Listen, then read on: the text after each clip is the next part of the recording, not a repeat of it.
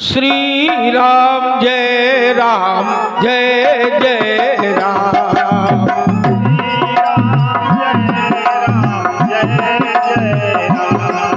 ओ श्री राम जय जय राम।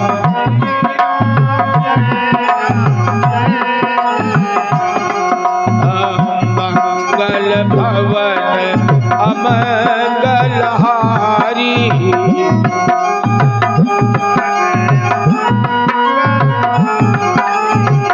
मंगल भवन अमंगल हारी।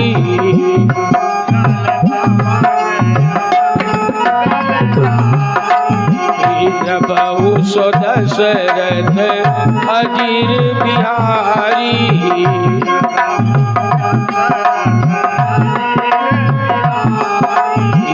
प्रभु सो दशरथ अजीर बिहारी।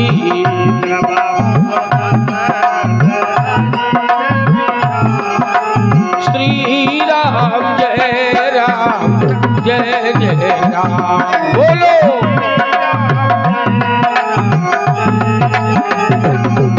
ओ श्री राम जय जय राम।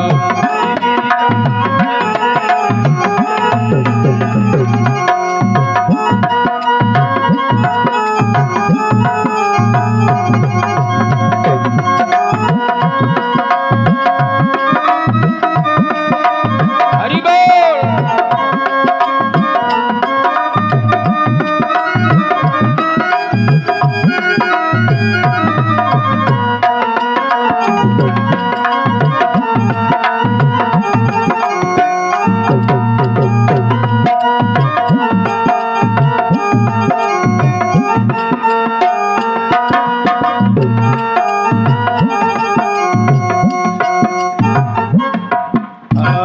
दुर्गति नाशिनी दुर्गा जय जय दुर्गति।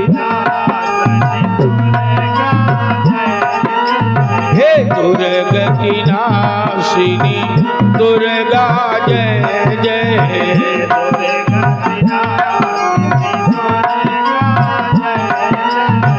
काल विनाशिनी काली जय जय।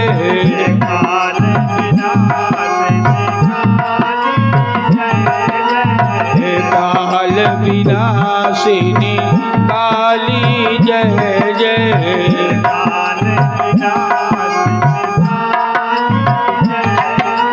श्री राम जय जय राम। बोलो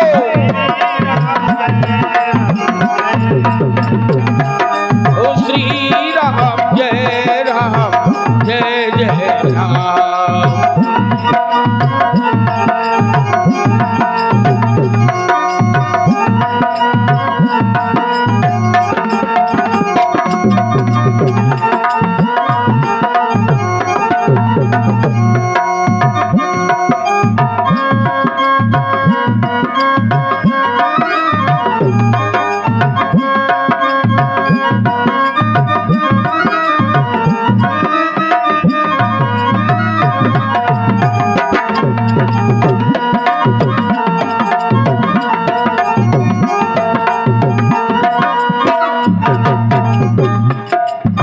मंगल भवन अमंगल दमनो,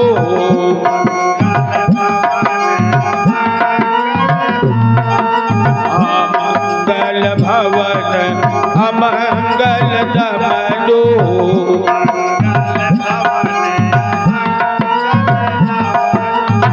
गोपीपति वृंदावन रवलो,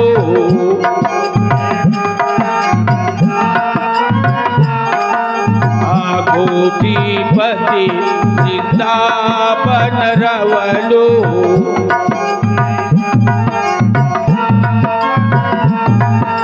श्री राम जय जय राम। बोलो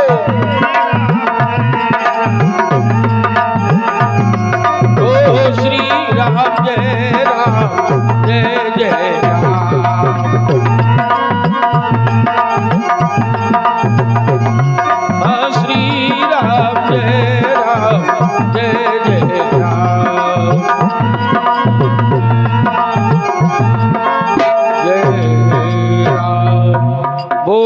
सच्चिदानंद भगवान की जय। सच्चिदानंद रूपाय विश्वोत्पत्त्यादि हेतवे तापत्रय विनाशाय श्री कृष्णाय वयं नुमः।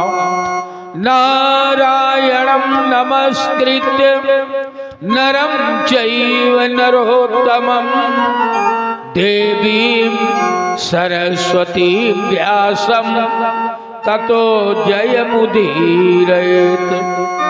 आइए कथा की ओर।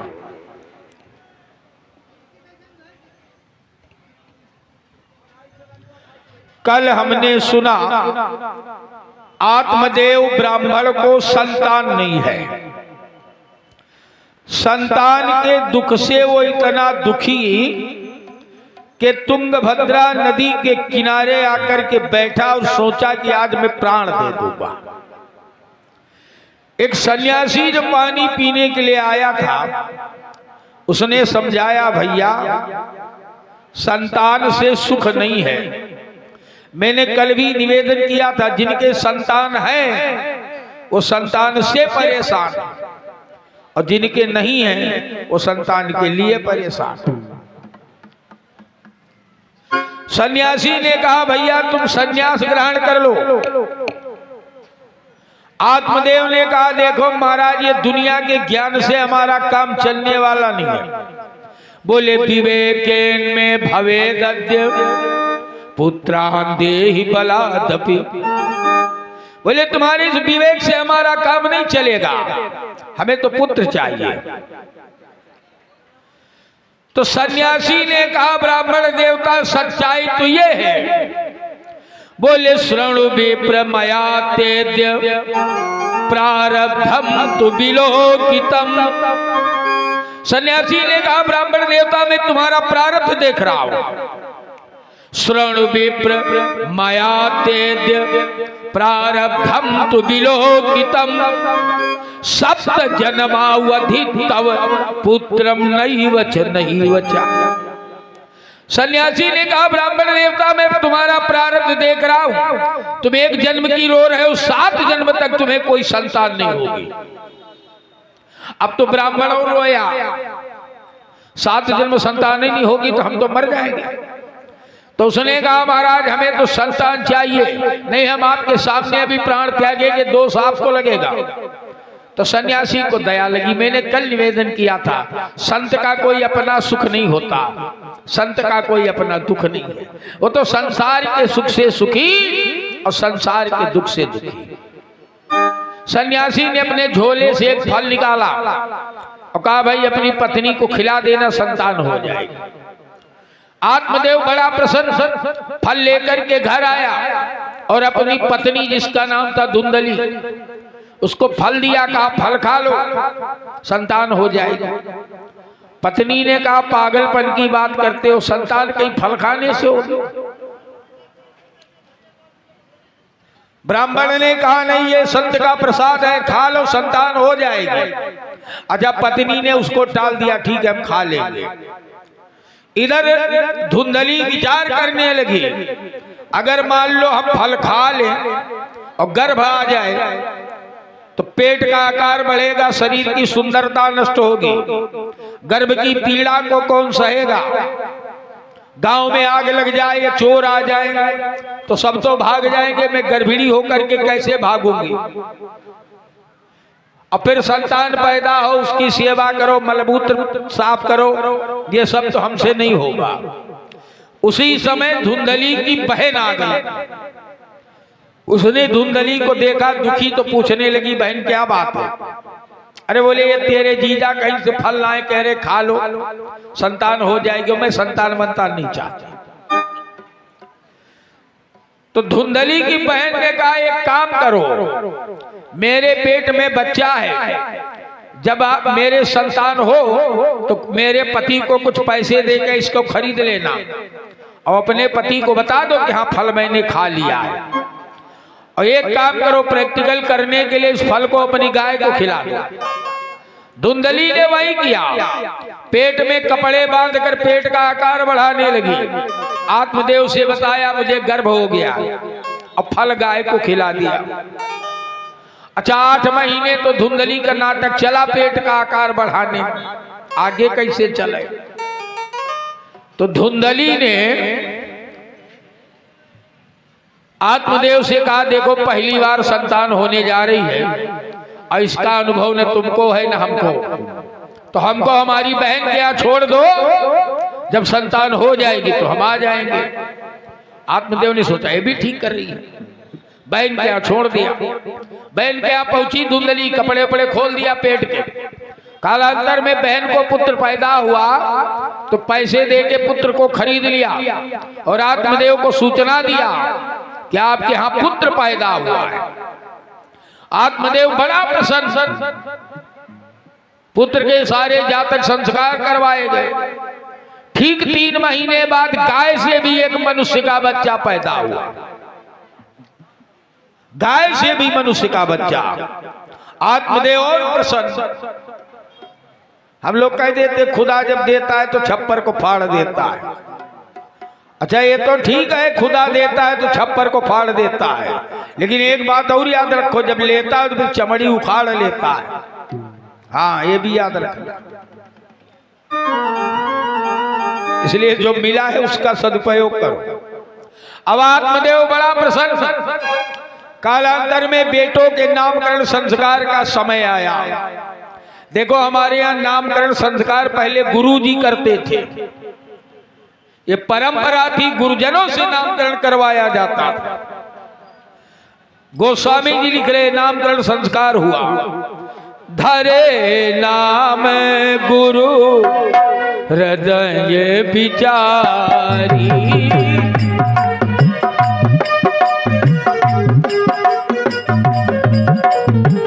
धरे नाम गुरु हृदय विचारी,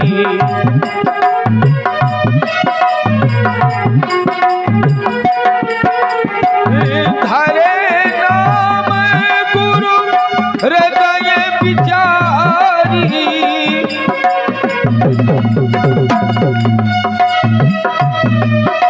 ओ धरे नाम गुरु हृदय विचारी, वेद तत्व द्रिप तव सुखचारी, वेद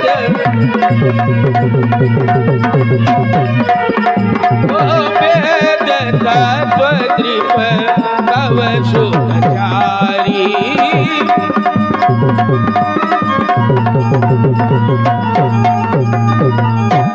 धरे नाम गुरु हृदय विचार।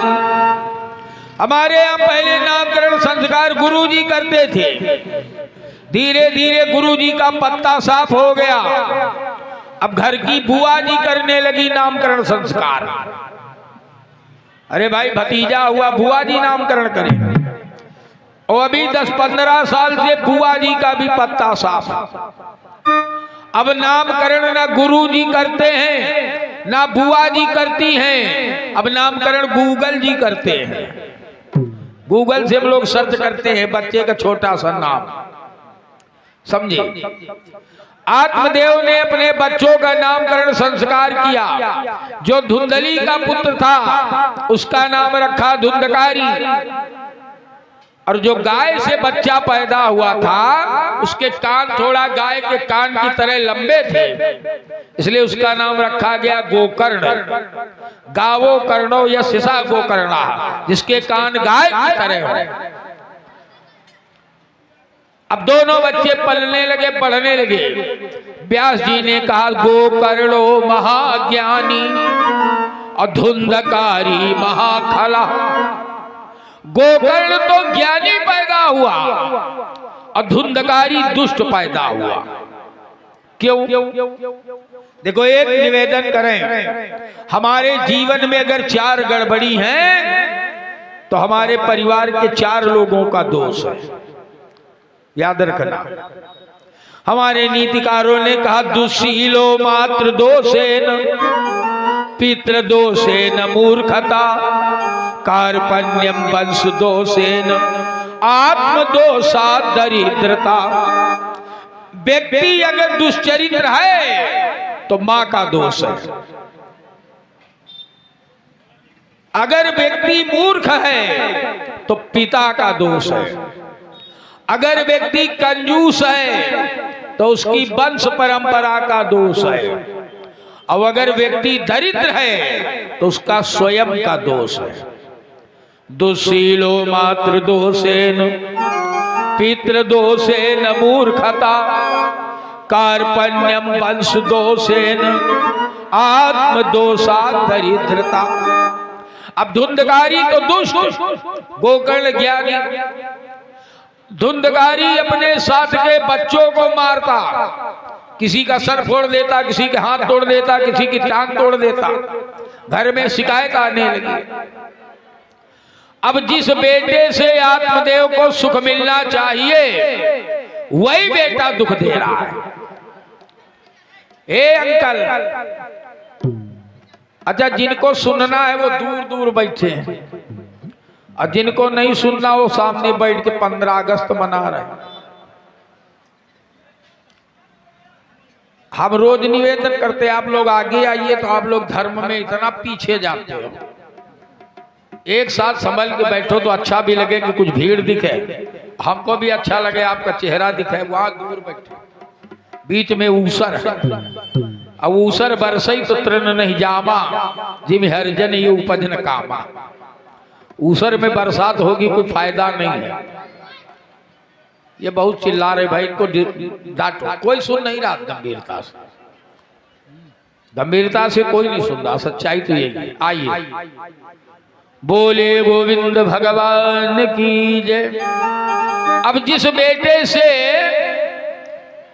आत्मदेव को सुख मिलना चाहिए वही बेटा कष्ट दे रहा है, घर में शिकायत आने लगी, आत्मदेव परेशान।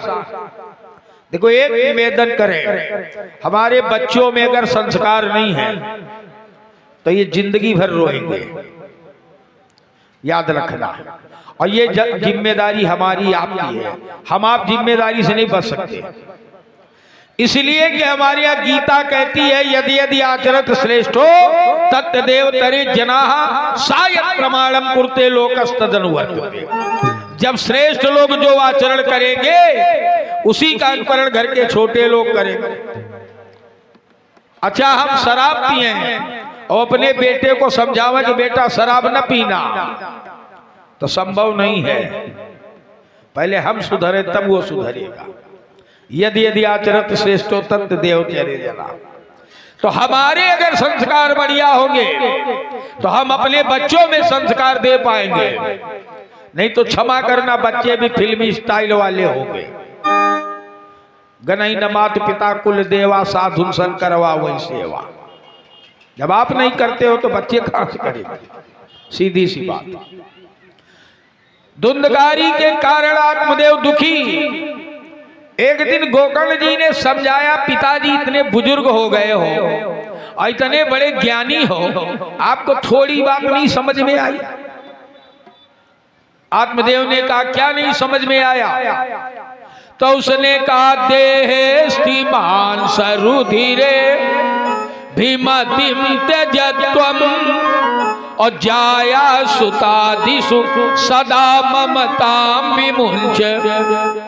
कहा पिताजी ये जो हाड़ मांस के शरीर में तुमने आसक्ति पैदा कर रखा है इसको समाप्त करो।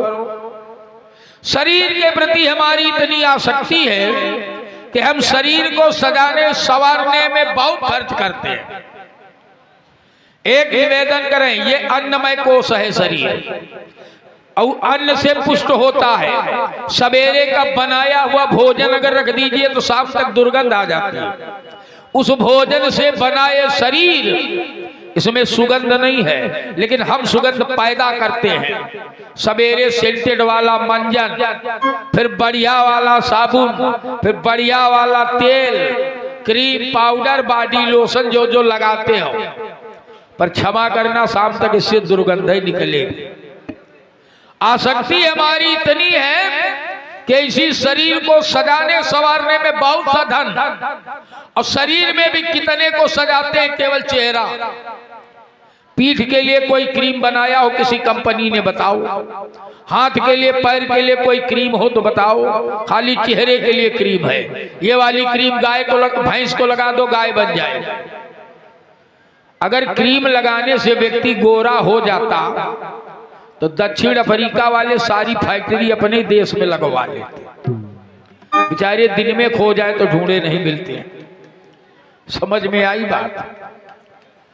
पर हम लोग परे उसी चक्कर, फिल्म में, विज्ञापन में देखते वो हीरो हीरोइन ऐसा लगा रहे, गोरे हो गए, हम भी लगा रहे। ये आसक्ति हमारी शरीर के प्रति। अच्छा, चाहे कितना ही आसक्ति हो शरीर में, मृत्यु के बाद इस शरीर की तीन गति होनी है। अगर ये धरती में गाड़ा गया, समझे, तो इसमें कीड़े पड़ेंगे।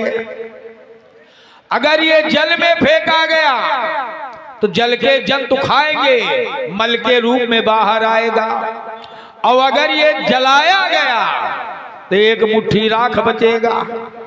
बस ये तीन ही गतियां इस शरीर की हैं, चाहे हम जिस कुल में पैदा हुए हों, चाहे जिस खानदान में पैदा हुए। आज गोकर्ण जी ने यही समझाया, पिताजी देह श्रीमान सरुधिरे भीमतिम त्यजत्वम और जाया सुतादिषु सदा ममता विमुंच। ये जो पत्नी में, पुत्रों में, परिवार में तुम्हारी ममता है, इसको त्यागो। और यही ममता, यही आसक्ति ही, क्षमा करना, हमारे दुख का कारण है। जहां हमारी आसक्ति जुड़ जाए, दुख वहीं से पैदा होता है। हमने एक श्लोक पढ़ा था कहीं, बहुत बढ़िया।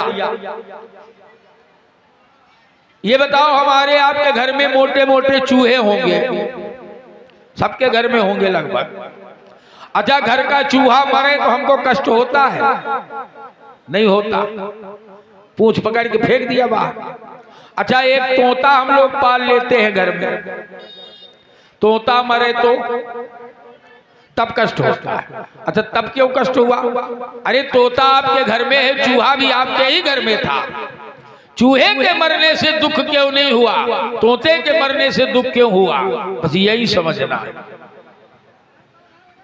संत कहते हैं कि ममेति मूलम दुःखस्य, जहां मैं और मेरापन जुड़ जाए, दुख वहां है। तोते को हमने अपना मान लिया था, इसलिए तोता मरा तो दुख है। चूहे को हमने अपना नहीं माना, भले हमारे घर में था, तो उसके मरने से कोई दुख नहीं। बोले ममेति मूलम दुःखस्य निर्ममेति च निवृत्तिः सुखस्य विगमे दुःखम और ना दुःखम ग्रहमुषिके। जहां मैं और मेरापन जुड़ जाए, बस वही आसक्ति है और वही दुख प्राप्त होगा। गोस्वामी जी लिख रहे हैं, मैं अरु मोर तोर तय माया,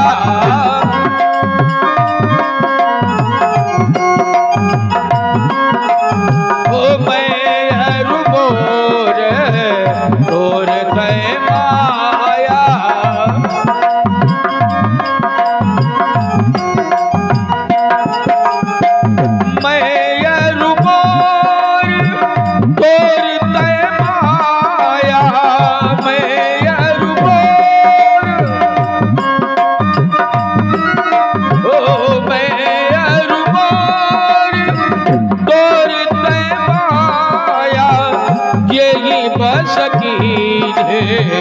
जीव दिखाया।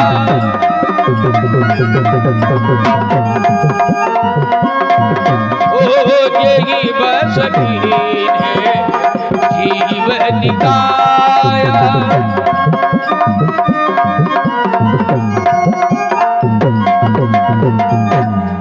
बोले मैं अरु मोर तोर तय माया, जहां मैं और मेरापन जुड़ जाए वही माया है।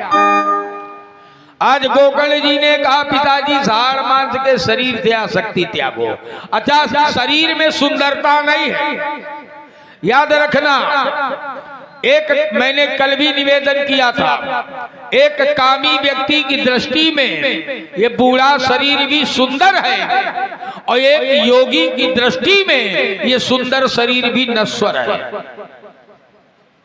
मैंने कल निवेदन किया था 60,000 वर्ष के बूढ़े दशरथ को कैकेयी के बूढ़े शरीर में सुंदरता दिख रही है, और एक हमारे यहाँ 30 वर्ष के नौजवान को दशा समेत घाट में स्नान करने जा रहा था। एक घर की खिड़की खुली थी, देखा खिड़की के अंदर झांक कर एक 90 वर्ष का बूढ़ा बैठ करके व्याकरण के सूत्र रट रहा था। हमारे उस हिंदुस्तान के नौजवान ने उस 90 वर्षीय बूढ़े को देखा कि ये वृद्धावस्था में जब इसको भजन करना चाहिए तब ये व्याकरण के सूत्र रट रहा है। अब आज उस नौजवान की दृष्टि में शरीर क्या है? ये भगवान शंकराचार्य थे जिन्होंने लिख दिया, अंगम गलितम पलितम मुंडम दसन विहीनम जातम तुंडम वृद्धो याति गृहीत्वा दंडम तदपि न मुंजति आशा पिंडम। अंग गल गए, खोपड़ी हिल रही है, मुंह भी दांतों से ही बुढ़ापे में कमर झुकी है, फिर भी हम आसक्ति लगाए। समझे?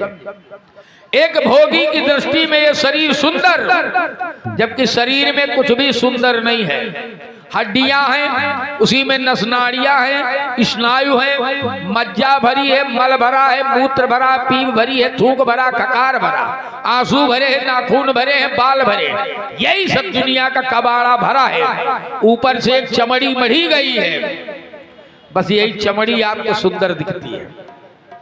निवेदन करें, सुंदरता किसी वस्तु में नहीं है, सुंदरता किसी पदार्थ में नहीं है। सुंदरता कहाँ है? तो अंग्रेजी के एक विचारक ने कहा, beauty lies in the eyes that beholder. सुंदरता देखने वाले की आंख में है। अच्छा, हमारे आप के लिए कीचड़ बड़ा गंदा है, और सुअर से पूछो कीचड़ तो उसके लिए तो उसी भी आनंद है। ये तो दृष्टिकोण की बात है, जिसकी जैसी दृष्टि उसको वैसी सृष्टि। समझ में आ रही? आज गोकर्ण जी ने कहा, पिताजी ये शरीर की जो आसक्ति है इसको त्यागो। क्या पड़े हो बेटा बेटी का चक्कर? मैंने कल भी निवेदन किया था, किसी बेटा के पिंडदान करने से तुम्हारी मुक्ति नहीं होगी। तुम्हारी मुक्ति जब भी होगी अपने कर्म से होगी, इसलिए कर्म सुधारो, भजन की ओर जाओ। पर हम लोग तो भजन के लिए ठेका लेके बैठे कि बुढ़ापा में करेंगे। हम लोग एक मानसिकता बनाए हैं, अरे पंडित जब शादी वादी बच्चों की कर लें, जरा एक आध लड़का उड़का बेह ले तो सोचिए, फिर हम हूँ राम राम सोचिए। अच्छा, किसी के पास गारंटी कार्ड है कि बुढ़ापा तक जिंदा रहोगे? है किसी के पास? अभी 2 मिनट बाद किसी का क्या होगा किसी को पता नहीं है। और भजन करने के लिए हम ठेका लेके बैठे कि बुढ़ापा में सुने। बुढ़ापे में भजन वजन नहीं होगा, इस बात को याद रखना। मैंने बताया अभी कि दांत टूट जाए तो ताथा दाधा ना नहीं बोल सकते, तब कौन सा भजन करो। याद रखना, आंख में पड़ेगा जाला और नाक से बहेगा नाला, और लाठी से पड़ेगा पाला जरा जिंदगानी में। खड़े खड़े पड़े पड़े खाट में करोगे मलमूत्र त्याग, और खड़े खड़े थूकते रहोगे पीकदानी में। भजन क्या करोगे जब तन न रहेगी शक्ति, इसलिए भजन तुम कर लो अब भगवान का जवानी। समझे? भजन की कोई उम्र नहीं होती। अगर ध्रुव प्रहलाद ये सोच लेते कि चलो बुढ़ापा में भजन करेंगे तो इतिहास में नाम नहीं होता। ध्रुव ने बचपन से भजन किया, प्रहलाद ने बचपन से भजन किया, तो इनके परिवार नहीं हुए क्या? इनका खानदान नहीं चला? भजन करने में खानदान कहाँ फंस जाता है बीच में। लेकिन हमारी मानसिकता है। आज गोकर्ण जी ने कहा पिताजी धर्मम भजस्व सततम, बोले त्यज लोक धर्मान और सेवस्य साधु पुरुषाम जहि काम तृष्णाम। कहा पिताजी धर्म का भजन करो, ये लोक धर्म त्यागो, बेटा बेटी है दुनियादारी वाला, ये सारा लोक धर्म त्यागो, धर्म का भजन करो और सज्जनों की संगति करो। सेवस्य साधु पुरुषाम, साधु पुरुष का सज्जन संगति करो, कामनाओं का तृष्णाओं का त्याग करो, क्योंकि पश्यानि सम जगदिदम क्षण भंगु निष्ठा। इस संसार को जिसको तुम पकड़ के बैठे हो, याद रखना ये कुछ भी साथ जाने वाला नहीं है, कुछ भी साथ जाने वाला नहीं है, तुम जितना इकट्ठा करके बैठे हो। एक निवेदन करें, दुनिया में प्रत्येक व्यक्ति पैदा हुआ है नंगा, अब मरेगा तो भी नंगा। बीच में भले तुम सोने के कपड़े पहन लो, और जान लो जब हम पैदा हुए नंगे तो इन्हीं संसार वालों ने पहले 3 कोने की लंगोटी पहनाई, उसमें कोई जेब नहीं थी, इसका मतलब है कि हम कुछ लेके नहीं आए थे।